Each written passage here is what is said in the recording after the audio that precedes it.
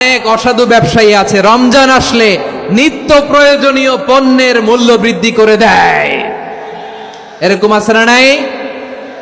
এগুলো করবেন না, মজুতদারি করবেন না, পণ্যের কৃত্রিম সংকট বাজারে করবেন না।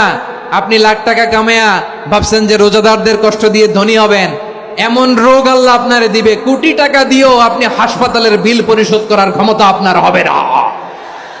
খবরদার। শেষ বয়সে দেখবেন কি কষ্ট আপনার হয়। আপনি রোজাদারদের কষ্ট দিয়েছেন, আল্লাহ আপনার সুখে রাখবে?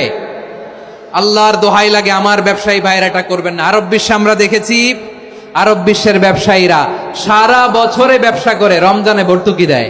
আর আমার দেশের কিছু অসাধু ব্যবসায়ী রমজানে গলাকাটা ব্যবসা করে আর সারা বছর সইটার উপর দিয়ে চলে। চিল্লায় বলেন ঠিক কিনা? করবেন না, এটা করবেন না। নিত্য প্রয়োজনীয় পণ্যের মূল্য বৃদ্ধি করা হারাম, পণ্যের কৃত্রিম সংকট তৈরি করা হারাম, মজুতদারি করা হারাম, রোজাদারদেরকে কষ্ট দেয়া হারাম। এটা করবেন না।